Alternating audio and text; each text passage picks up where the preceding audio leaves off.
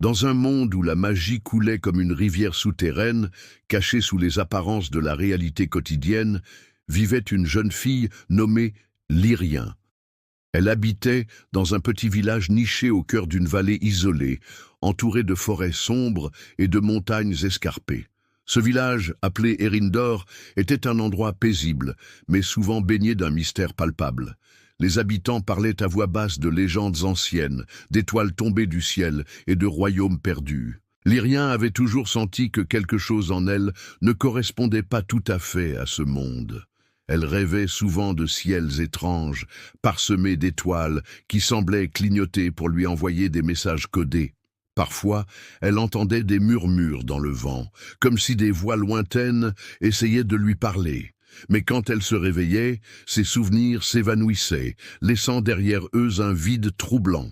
Un soir, alors que les derniers rayons du soleil disparaissaient derrière les montagnes, Lyrien décida de monter sur la colline qui surplombait son village. C'était un endroit qu'elle aimait particulièrement, car il offrait une vue imprenable sur le ciel nocturne. Ce soir-là, cependant, quelque chose d'étrange se produisit. Alors qu'elle contemplait les étoiles, une lumière vive traversa le ciel, suivie d'un grondement sourd qui fit trembler la terre sous ses pieds. Elle resta figée, les yeux grands ouverts, tandis qu'une sphère lumineuse descendait lentement vers la forêt voisine. La lumière était d'un blanc pur, presque aveuglante, mais elle semblait aussi vibrer de couleurs changeantes, comme si elle contenait toute la palette des émotions humaines. Sans réfléchir, Lyrien se mit à courir vers l'endroit où la sphère avait disparu.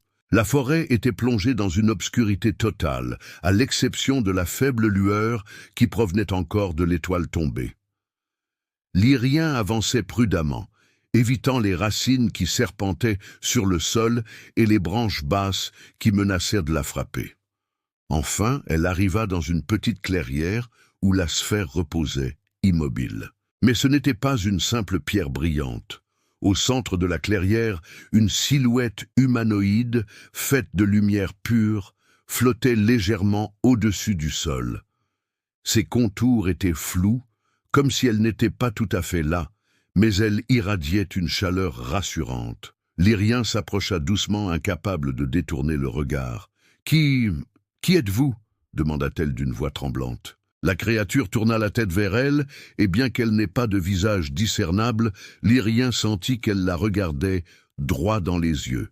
« Je suis Astra », répondit une voix mélodieuse qui résonnait dans son esprit plutôt que dans ses oreilles. « Une étoile ancienne, exilée de mon royaume céleste. » Lyrien fronça les sourcils, confuse. « Pourquoi êtes-vous ici ?»« Parce que j'ai besoin de toi, Lyrien, » dit Astra. Le monde que tu connais est en danger. Les ténèbres qui avaient été bannies il y a des millénaires reviennent, et seul un être spécial peut empêcher leur retour. Lyrien secoua la tête, incrédule. Vous devez vous tromper, je ne suis personne, juste une fille ordinaire d'un petit village. Non, tu n'es pas ordinaire, rétorqua Astra. Tu portes en toi une étincelle de magie ancienne, un don qui dort depuis trop longtemps.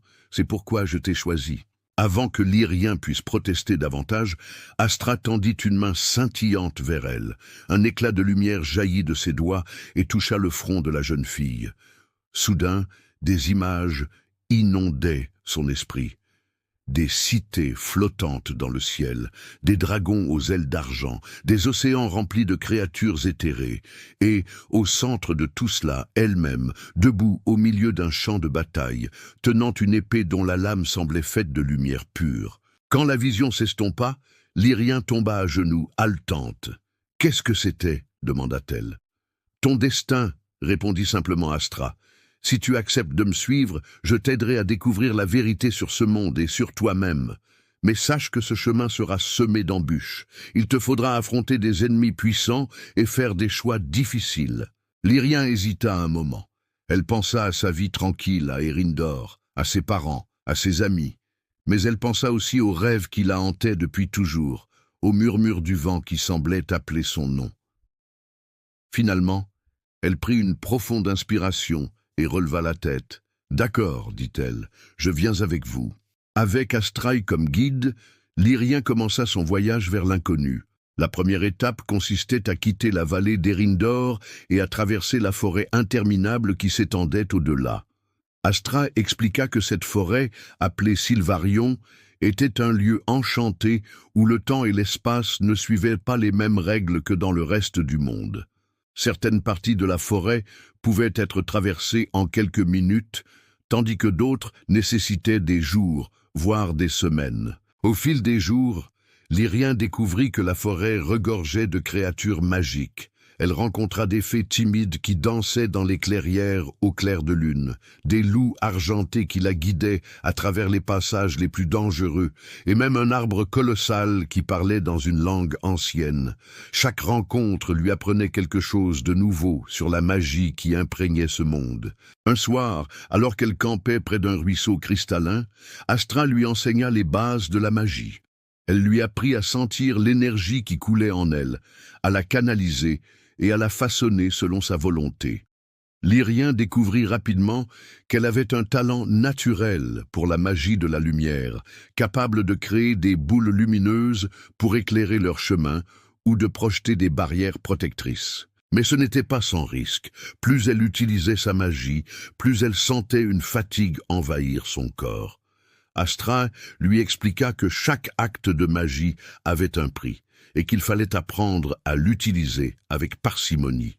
« La magie n'est pas un jouet, dit-elle gravement, c'est une force puissante qui doit être respectée. » Alors qu'elles approchèrent de la sortie de la forêt, Lyrien et Astra commencèrent à ressentir une présence malveillante. L'air devenait plus lourd, chargé d'une tension oppressante. Des bruits étranges résonnaient dans les arbres comme des murmures distordus. Astra expliqua que les ténèbres dont elle avait parlé étaient déjà en train de se rassembler. « Les nébulaires, dit-elle, des créatures nées de l'obscurité qui cherchent à étouffer toute lumière. Ils sont attirés par ta magie, Lyrien. Ils savent que tu es une menace pour leurs plans. » Un soir, alors qu'elle dormait près d'un feu de camp, une horde de nébulaires surgit des ombres. Ils étaient des silhouettes informes, faites de fumée noire, avec des yeux rouges brillants comme des braises. Lyrien se réveilla en sursaut, le cœur battant. « Reste calme, lui dit Astra. Utilise ce que tu as appris. » Lyrien ferma les yeux un instant, puis elle tendit les mains vers les créatures.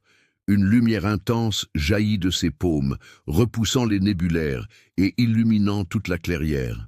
Mais elle sentit aussitôt la fatigue s'abattre sur elle. Elle tomba à genoux, épuisée. « C'est suffisant, dit Astra. Partons avant qu'ils ne reviennent. » Elles s'enfuirent à travers la forêt, poursuivies par les cris stridents des nébulaires. Finalement, elles atteignirent la lisière de la forêt, où un paysage désolé s'étendait devant elles. C'était une plaine aride, jonchée de pierres noires et de ruines anciennes. « Où sommes-nous » demanda Lyrien. « Dans les terres brûlées » répondit Astra. « C'est ici que les premières batailles contre les ténèbres ont eu lieu. Et c'est ici que nous trouverons notre prochain allié. » Les terres brûlées étaient un endroit sinistre, où le vent soufflait sans relâche et où le sol craquelé semblait aspirer toute vie. Lyrien et Astra marchèrent pendant des jours, cherchant un refuge ou un signe de vie. Finalement, elles arrivèrent devant une immense statue en ruine, représentant un dragon dressé sur ses pattes arrière. « C'est ici, dit Astra. Appelle-le. » Lyrien hésita, mais elle posa une main sur la statue et murmura « Gardien, nous avons besoin de votre aide. » Le sol trembla et la statue s'anima soudain. Des écailles dorées apparurent sur sa surface et des yeux d'un bleu éclatant s'ouvrirent. Le dragon baissa la tête pour regarder Lyrien. « Qui ose troubler mon repos ?» tonna-t-il d'une voix profonde. « Je suis Lyrien, répondit-elle courageusement.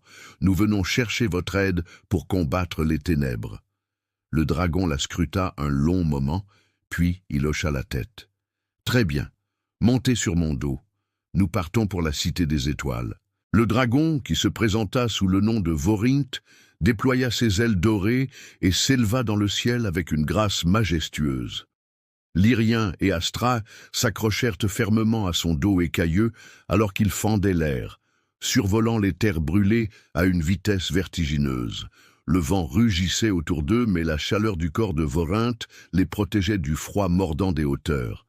« Où est cette cité ?» demanda Lyrien en criant pour couvrir le bruit du vent. « Elle flotte dans les cieux, répondit Vorinthe. C'est un endroit ancien, construit par ceux qui ont autrefois banni les ténèbres. Mais attention, jeune humaine, ce n'est pas un lieu de paix. Les étoiles qui y résident sont aussi capricieuses que puissantes. » Après plusieurs heures de vol, ils atteignirent enfin leur destination. La cité des étoiles était un spectacle à couper le souffle. Des tours scintillantes, faites d'une matière cristalline qui semblait absorber et refléter la lumière des étoiles lointaines, s'élevaient vers le ciel infini. Des ponts suspendus reliaient les bâtiments entre eux, et des fontaines lumineuses projetaient des arcs-en-ciel dans l'air. Tout autour de la cité, des fragments d'étoiles flottaient paresseusement, comme des lucioles géantes. Mais quelque chose clochait. La cité, bien que magnifique, semblait silencieuse. Il n'y avait aucun signe de vie, ni rire, ni chant, seulement un calme oppressant. « Que s'est-il passé ici ?» murmura Lyrien. « Les ténèbres ont déjà commencé à infecter cet endroit, » expliqua Astra. « Les étoiles qui habitaient ici ont été corrompues ou dispersées. Nous devons trouver celle qui peut encore nous aider. » Ils atterrirent au centre de la cité, sur une grande place pavée de pierres translucides. Là, au milieu de la place, se dressait un immense cadran solaire, dont l'aiguille projetait une ombre inquiétante, malgré l'absence apparente de soleil. « Suivez-moi, » dit Astra, « nous devons descendre. » Elle mena Lyrien et Vorinthe vers une entrée cachée sous le cadran solaire. Un escalier en colimaçon s'enfonçait profondément dans les entrailles de la cité. Les murs étaient couverts de runes lumineuses qui pulsaient doucement, comme si elles respiraient. Après ce qui sembla être une éternité, ils atteignirent une salle immense, éclairée par une lumière douce qui semblait provenir du plafond lui-même.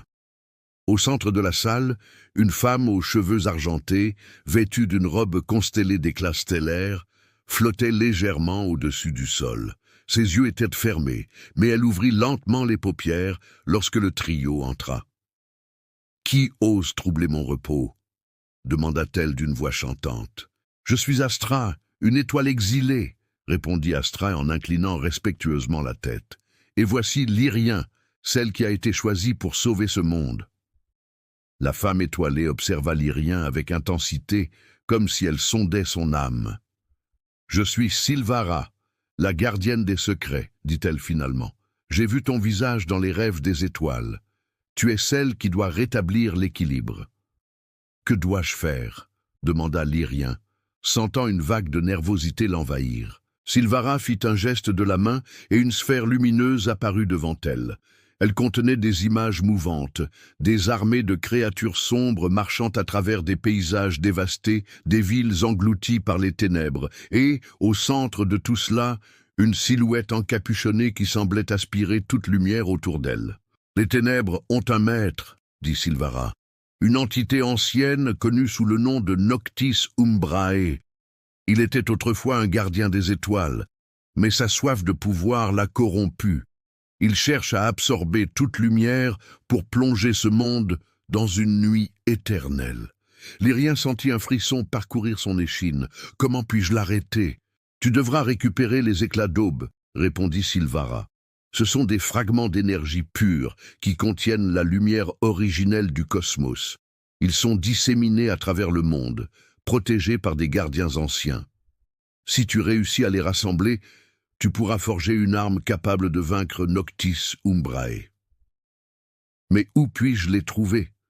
demanda Lyrien. Silvara tendit la main et une carte étoilée apparut devant elle. Elle montrait différents lieux marqués par des symboles brillants. « Voici les emplacements des éclats d'aube, » dit-elle. « Chacun d'eux est gardé par une épreuve différente. Soyez prudents, car les nébulaires et leurs alliés chercheront à vous arrêter. » « Nous partirons immédiatement, » dit Astra. Silvara hocha la tête, mais son regard resta grave. « Souviens-toi, Lyrien, la lumière ne peut triompher des ténèbres que si elle reste pure. Ne laisse jamais la peur ou la colère te consumer.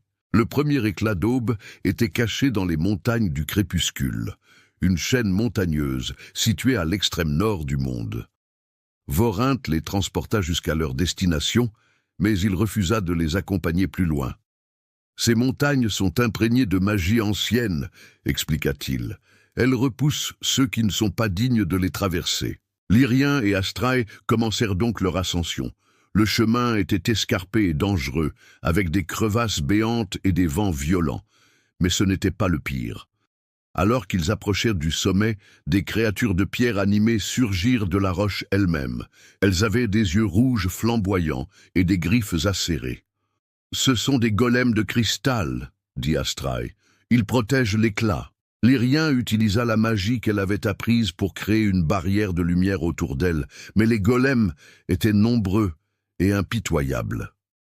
Finalement, elle comprit qu'elle devait utiliser une autre approche. Elle ferma les yeux et se concentra, sentant l'énergie vibrer autour d'elle. Elle visualisa la lumière non pas comme une force offensive, mais comme une onde de paix. Quand elle ouvrit les yeux, une aura dorée émana d'elle, enveloppant les golems. Lentement, leurs mouvements cessèrent, et ils retournèrent à leur état inerte.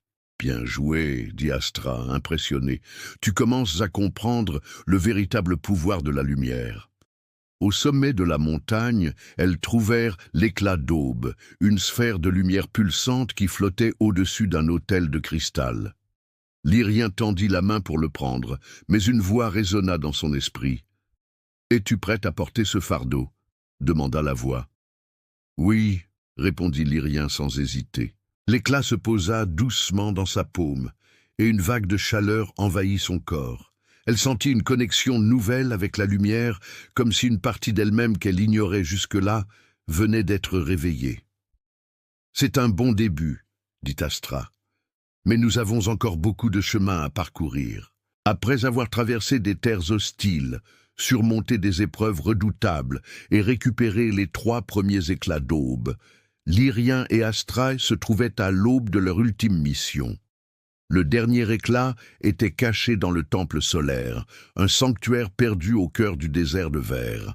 Ce lieu légendaire était dit être la source même de la lumière originelle, mais il était aussi le repère favori de Noctis Umbrae, l'entité des ténèbres. Alors qu'elles s'approchèrent du temple, une tempête de sable magique se déchaîna autour d'elles, obscurcissant le ciel. Les grains de sable brillaient d'un éclat noir, comme si les ténèbres elles-mêmes étaient vivantes. Des silhouettes encapuchonnées surgirent de la tourmente, des serviteurs de Noctis Umbrae, des spectres faits d'ombre pure. « Nous devons nous frayer un chemin jusqu'au temple, » dit Astra. « Ils ne doivent pas nous arrêter. » Lyrien hocha la tête, concentrant toute sa volonté. Elle éleva les mains et une lumière dorée explosa autour d'elle, repoussant les spectres. Mais cette fois, elle sentit que son pouvoir n'était plus simplement une force extérieure. Il faisait partie d'elle, comme si chaque fibre de son être vibrait en harmonie avec la lumière. Elles atteignirent enfin l'entrée du temple solaire, une immense structure pyramidale faite de verre scintillant. Ses murs reflétaient la lumière du soleil levant, créant des motifs changeants qui semblaient danser sur le sol. Mais, au moment où elles franchirent le seuil, tout changea. Le temple, bien que magnifique, était imprégné d'une atmosphère étouffante. Les couloirs résonnaient de murmures sombres et des ombres rampantes cherchaient à les piéger. Chaque pas semblait éveiller une nouvelle menace. Finalement, elles arrivèrent dans la salle centrale, une vaste pièce circulaire dominée par une colonne de lumière pure. C'est là que flottait le dernier éclat d'aube, pulsant doucement, comme un cœur lumineux. Mais devant lui se tenait Noctis Umbrae. Il était une silhouette imposante, drapée dans une cape noire qui semblait faite de vide absolu. Son visage était masqué par une capuche, mais ses yeux brillaient d'un rouge infernal. Une aura glaciale émanait de lui, aspirant toute chaleur et toute lumière. « Vous êtes en retard ?» dit-il d'une voix profonde et grinçante. « J'ai attendu ce moment depuis des millénaires. Nous ne te laisserons pas plonger ce monde dans les ténèbres, » répondit Astra, sa forme lumineuse vacillant légèrement sous l'influence de Noctis. Vous pensez vraiment pouvoir m'arrêter? Ricana-t-il. Regardez-vous, des étoiles tombées, une humaine insignifiante. Vous n'êtes rien face à ma puissance. Mais l'Irien ne recula pas. Elle sentait la lumière des 3 éclats qu'elle avait déjà récupérés vibrer dans son corps, amplifiant sa magie. Elle savait que c'était maintenant ou jamais. « Tu as tort, » dit-elle calmement. Le véritable pouvoir ne vient pas de la peur ou de la destruction. Il vient de la lumière, de l'espoir et de ceux qui croient en eux. Noctis éclata d'un rire sinistre et tendit la main vers elle. Un torrent d'ombre se précipita vers l'Irien, menaçant de l'écraser. Mais elle resta immobile, puisant dans les éclats d'aube. Une lumière aveuglante jaillit d'elle, formant un bouclier qui dispersa les ténèbres. « Maintenant, l'Irien !» cria Astra. « Utilise toute ta force pour forger l'arme !» L'Irien ferma les yeux et invoqua toute la lumière qu'elle pouvait canaliser. Les 4 éclats d'aube fusionnèrent en un seul artefact, une épée d'une beauté irréelle, dont la lame semblait faite de lumière pure et dont la poignée était ornée de symboles stellaires. Elle la saisit fermement, sentant une chaleur rassurante parcourir son bras. « C'est impossible !» murmura Noctis, visiblement perturbé pour la première fois. « Rien n'est impossible quand on a foi en la lumière », répondit l'Irien avant de charger. La bataille fut intense, chaque coup d'épée libérant des vagues d'énergie qui secouaient tout le temple. Noctis tentait de l'engloutir dans les ténèbres, mais l'Irien restait inébranlable, guidé par la lumière intérieure qui grandissait en elle. Finalement, elle trouva une ouverture et plongea son épée directement dans le cœur de Noctis. Un cri déchirant résonna dans la salle alors que les ténèbres qui composaient Noctis se dissolvaient lentement. Sa silhouette s'effondra, se transformant en une fine brume noire qui fut absorbée par la lumière de l'épée. Le silence retomba. La colonne de lumière au centre de la pièce s'intensifia, baignant toute la salle d'un éclat doré. Astra sourit, ses contours redevenant plus nets. « Tu as réussi, l'Irien, » dit-elle. « Tu as restauré l'équilibre. » De retour dans le monde extérieur, l'Irien découvrit que les ténèbres avaient disparu. Les paysages dévastés reprenaient vie, les forêts reverdissaient, et les étoiles brillaient à nouveau dans le ciel nocturne. Les habitants des villages, qui avaient longtemps vécu dans la peur, sortaient de leurs maisons pour admirer la lumière retrouvée. Mais l'Irien savait que son voyage ne s'arrêtait pas là. Elle avait découvert une partie d'elle-même qu'elle n'aurait jamais imaginée, une connexion profonde avec la lumière et la magie. Elle décida de continuer à voyager, accompagnée d'Astra, pour protéger ce monde et aider ceux qui en avaient besoin. Un soir, alors qu'elle contemplait les étoiles depuis une colline, elle sentit une présence familière.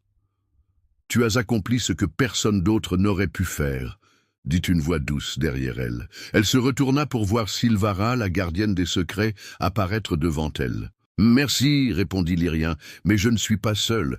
J'ai appris que la vraie force vient de ceux qui nous entourent. » Sylvara sourit. « Alors tu es prête à devenir une véritable gardienne des étoiles.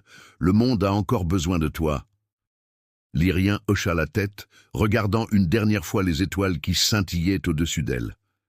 Elle savait que son destin était désormais lié à celui de ce monde, et qu'elle serait toujours là pour veiller sur lui. Des années plus tard, des légendes commencèrent à circuler dans les villages et les cités. On parlait d'une jeune femme accompagnée d'une étoile qui parcourait le monde pour apporter lumière et espoir. Certains disaient qu'elle était une déesse, d'autres qu'elle était simplement une humaine dotée d'un don extraordinaire. Mais tous s'accordaient sur un point. Grâce à elle, les étoiles brilleraient pour toujours. Et quelque part, dans une clairière paisible, une étoile tombée du ciel continuait à veiller sur son élu, prête à illuminer à nouveau le chemin de ceux qui croient en la lumière.